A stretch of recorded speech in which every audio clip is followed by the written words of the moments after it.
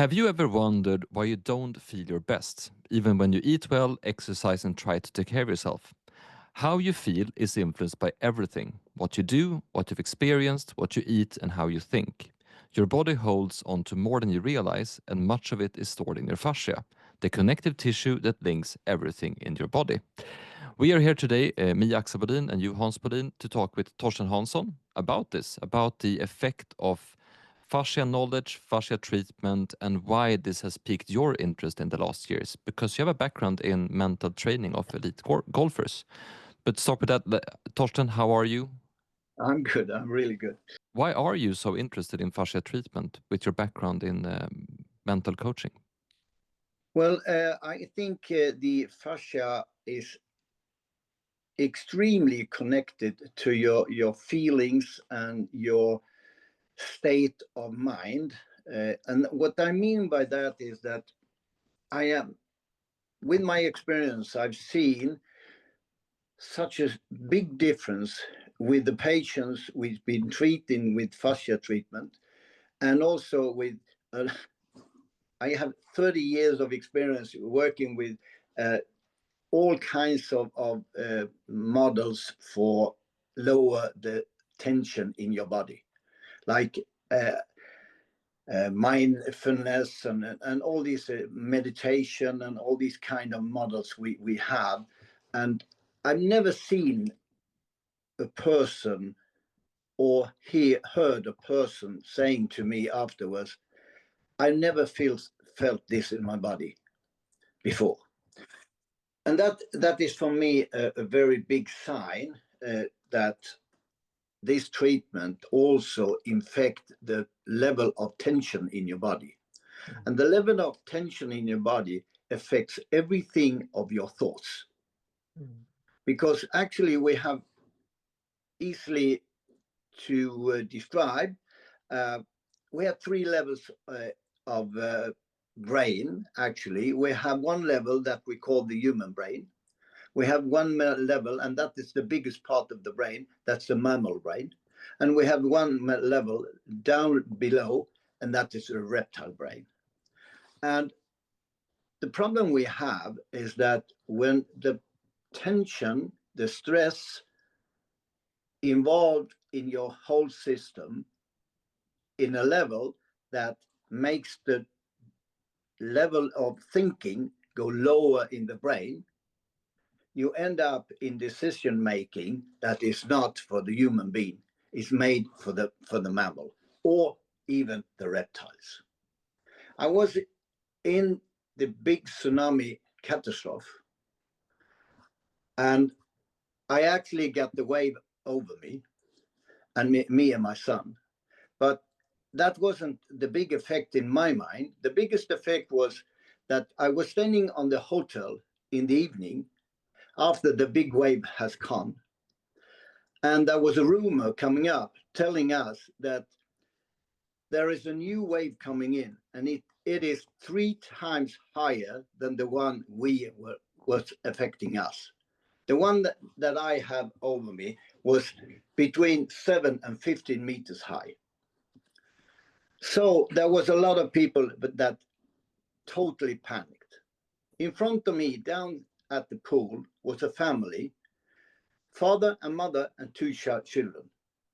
The mother went to the left, the father went to the right, and there was these 2 kids standing, screaming for the mommy and pop and dad. And the question is, of course, how can a human being react like that? And for me and for all the people that was involved in helping people was to try to explain for them that it's not a human being that is thinking. It's an animal that is thinking. And that is what I mean with, if we can help people in the situation that we have right now in the society with so many changes all over. People are stressed for the economy. They are stressed for the war situation. They are stressed for so many things. And if we can find, or we can, find is a good name. If we can find more tools to help people, with this, that's going to help the whole society. This is very interesting. It's a completely different aspect than I thought we were going to talk about, but it's actually very interesting because I guess you have a lot of experience also from elite golfers freezing because of stress or fear or worry or a mental blockade, basically. And it's very interesting how that can refocus everything in you when you're affected by that. I have never thought of it in that sense, that it's actually tension in your body affecting the way you're thinking. Well, that's the only thing that actually can totally damage your thinking is stress. Because as long as you don't have the tension that changing your way of thinking, you're still going to remember what you have learned. You're going to do what you have been told and things like that. You follow the rules, you follow your plan. But when something happens, and that could be that you miss a putt on the golf course, because the people that are involved in my level of golf, for them to miss a putt is not in the big area. They cannot accept that. And when that is coming, some of them is totally down in the lower level in the brain. I've been working with one that I don't know how many clubs he has crushed.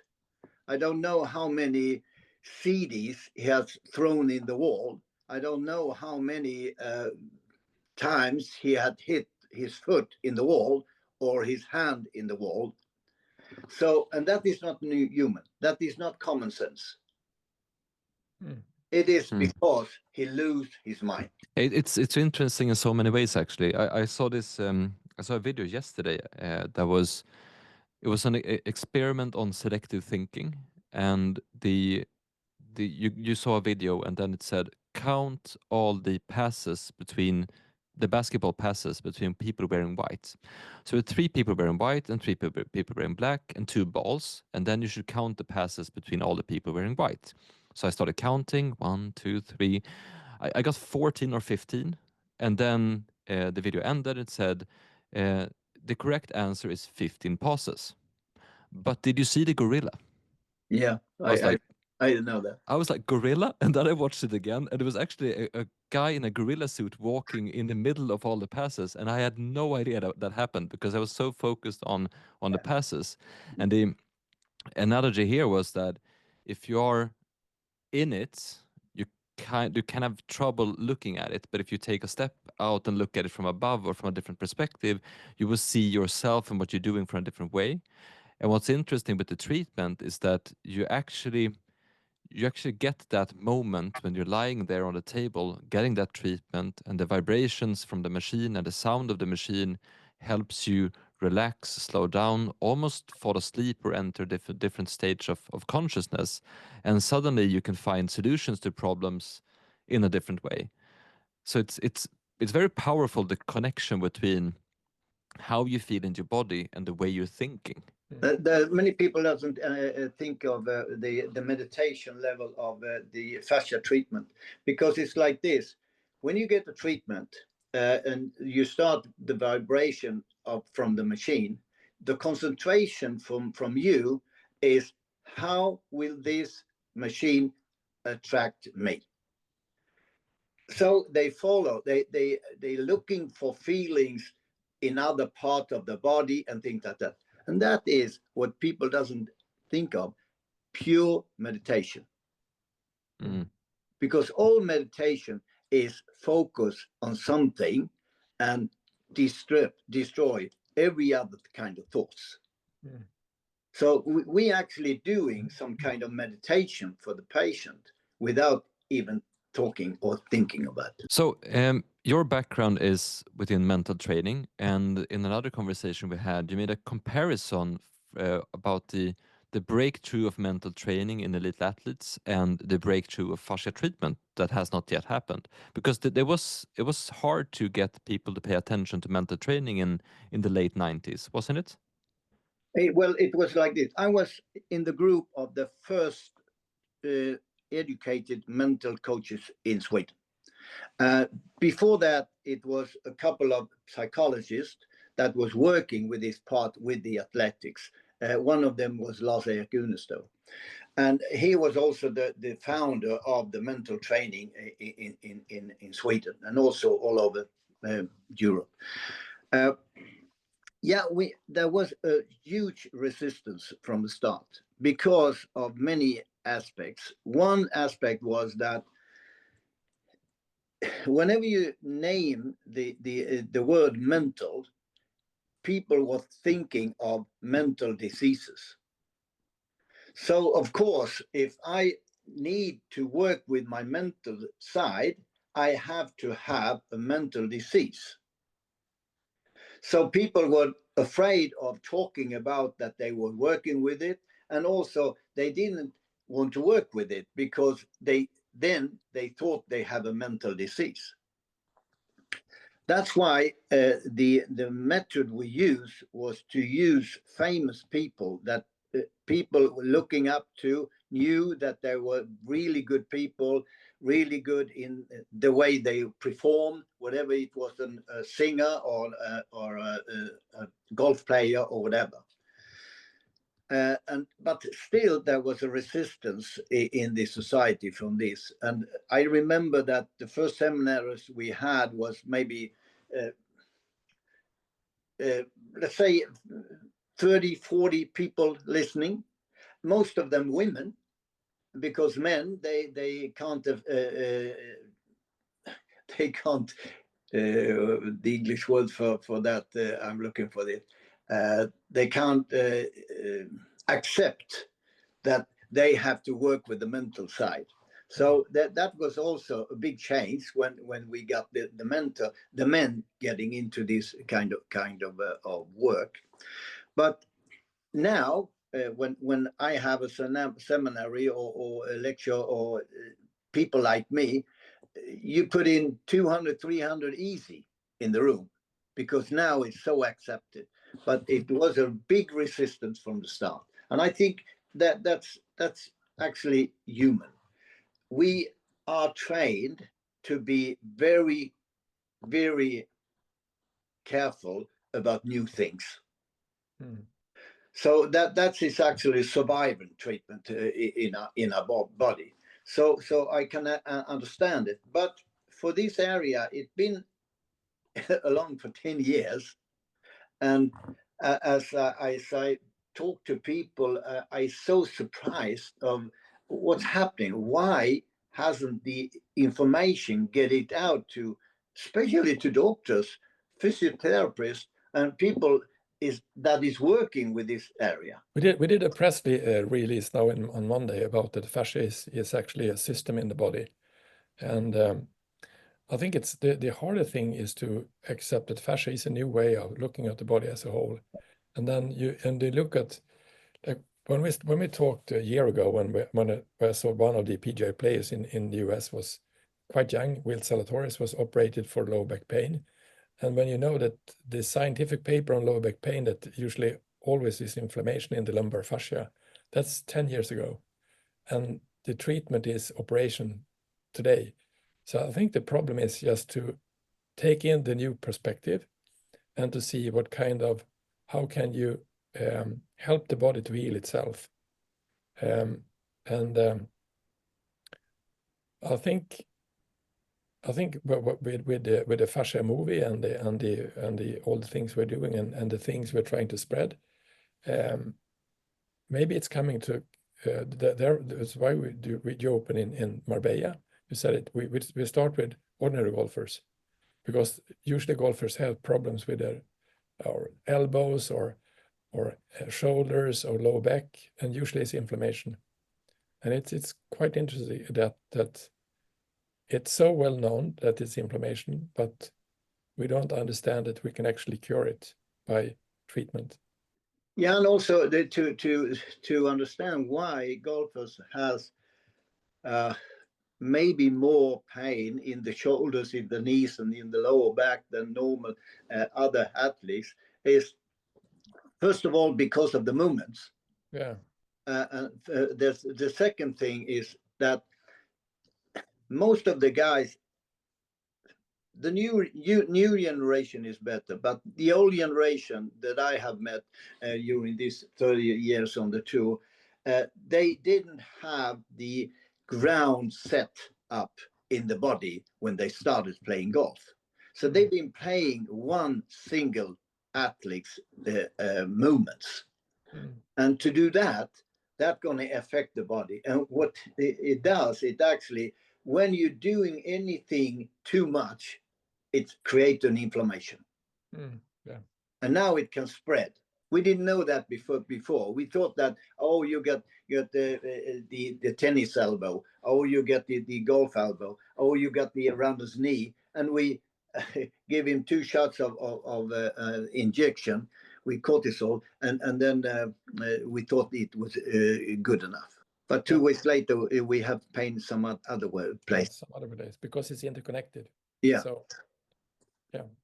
I think one of the problems is that there's a gap between researchers and the actual knowledge, and people, entrepreneurs, business owners, athletes for that matter, people who could use this knowledge, because usually it goes through institutions.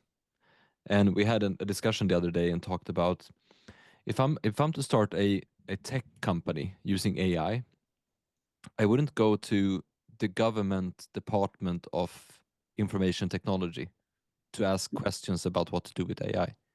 Like that feels like really stupid to do that, because how on earth do we think that they could be in the forefront of AI if they're a government institution? But when it comes to health and health solutions and understanding the body and so on, this is exactly what people do. Like they ask the institutions, they ask for in Sweden, Karolinska Institutet or the National Institute of Health in the US, they ask these people to explain how things are working, without understanding that their job is actually to evaluate stuff for 5, 10, 15, 20 years to get it to pass through the to their apparatus, basically. But that doesn't really fit with how things are working when discoveries are as quick as they are now. Because what's different now from a couple of years ago is that if I write a research article and I publish it, you can read it the next day. But 20 years ago, if I publish a research article, you would have to wait for the issue or the journal to be printed. You would have to send it to you. You would have to happen upon that specific article and like search for it in a library or that kind of database. But now you can just send it to someone. So knowledge is spreading much faster now than 20 years ago. But institutions are kind of working all the same. Well, a good example for that is from the mental training, because in around the 90s, beginning of the 90s, we had a huge problem with the scientists in our area. They didn't want to work with things that we wanted to have, and also the things they were working with, we could use maybe 10, 15 years later. So we were really in 2 different ways of thinking. So the government finally decide that they're going to cut the half of the money to the science and give it to and create a couple of sports centers where people like me, without being a science, I could, if I read 10 points in the university of science, I could do my science with the backup of a sport psychologist. So now we could do some things that we were interested in. And what that did was actually that it changed the mindset of the science, because now they didn't get any money. So they have to do things to us. And now we have a different kind of thinking in all this area. And that's what I mean. We have to stop the institutions and make them help us to create the new things instead of keep on doing the old things. That they should serve us, basically, in that sense. And that's interesting, because what really drives change. So what we wanted to do with fascia clinics is to build a mass of people who wants something different, and that's where it's more like it's more for the people, which is interesting. But then another thing that could drive, and that could drive change if enough people request change. But you also have the athletes, and we had a discussion with Erik Hamrén, who was the former coach of the Swedish national team in football, and we talked about the changes of the sport, the evolution of the sport. Like 20 years ago, you implemented nutrition, like for the first time. I mean, it was in the 90s or early 20s, but then now it's you use thermography in some places to measure the load of players. You have all these data points where you measure the heart rate or the running meters or the max runs or all this stuff. So you have data, so much data on all players. And the next phase, and all clubs are actually looking for ways to get an edge, to improve, to increase the health of the players or the performance of the players. So when you have that active drive in sports, it's probably just a matter of time before they pick up fascia treatment or manual treatment in that sense as a path to increase performance. And then that will drive the change. So that's at least how I see it. How do you see the evolution of this? Yeah, but you're so right, because but actually that make the change is the money, because the players today, they are money, and big money, and if they are sick or can't play or things like that, it's waste of money. Like I think it's like if it's just one or two start with it as a that's famous or to try to do it, that will make a huge impact. I think we have when we were planning to go over to US, and Axel was really interested in sports medicine, and we were talking to Business Sweden, and was going to help us with starting in the horse sector or sport medicine, and they were based in Chicago, and they called me up and said, Chicago Blackhawks is really interesting to meet you because they have hockey players, but the thing they have in the US, they have like a medical team or a physical team, about I think it was 25 people just for Chicago Blackhawks. And the thing they were playing 3 times a week, I think. So there was so much interesting to get the players as not so injured as possible, as to get them as healthy as possible. And I think that's maybe the same in that we talked about. Erik Hamrén was the same in football, because the football there's so much more tension and so much more speed and so much more tempo. And I think it's the same in maybe in golf too. That they I have a really good example of that. Yeah. In 1997, if Yeah. you read the Swedish Golf magazine, you will see on the front page that it says, the science proves that Bernard Langer is right. And that was a science I have done with Peter Hasman about the tension in the lower arms during putting. And we have found out that the cross hand was a better way to putt than the normal grip. Yeah. But the whole society of golf was calling me an idiot. And they wouldn't have me talking about something I didn't know about. Until Nick Faldo and Frank Nobilo changed the grip. Mm. Today, more than 50% out on the tour is putting cross-handing. Yeah. So that's what we come again back to, that we need someone to tell someone that they have to change.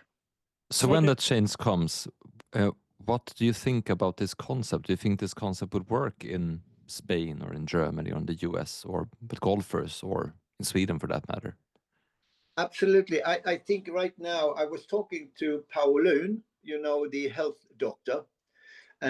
He's just moved down here, and he's now into longevity, and he's into the red light therapy, and he's into everything. I think there's going to be more and more and more that now find new solutions to be healthier, live better, and also enjoy life much more.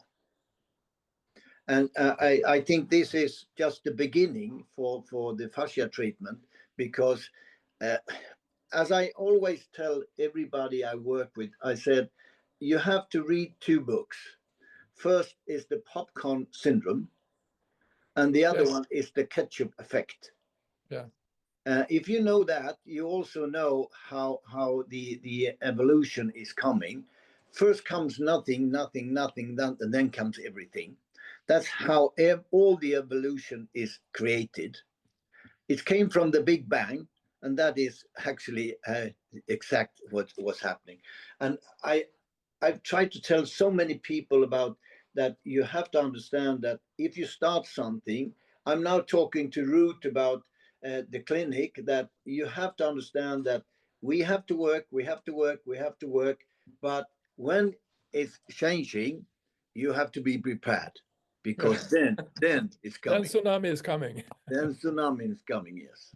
And you are also a very good example for that, because when I talked to you for, let's say, 7 years ago, or Duncan, it was more or less nothing. Yeah. And now you have something really, really big going on. Mm. So you are on the upslope.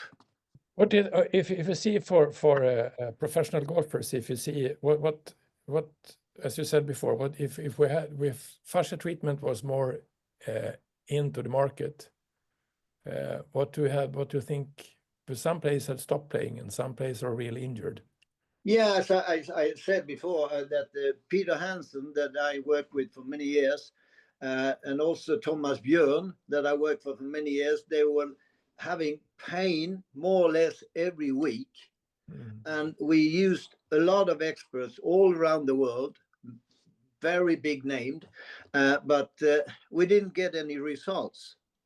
And I'm absolutely sure that if we have this knowledge, Peter Hansson will still playing. I don't think Thomas Björn is still playing, but Peter, I'm absolutely sure he will be playing today, because this was, from my point of view right now, more a fascia problem than a muscular problem.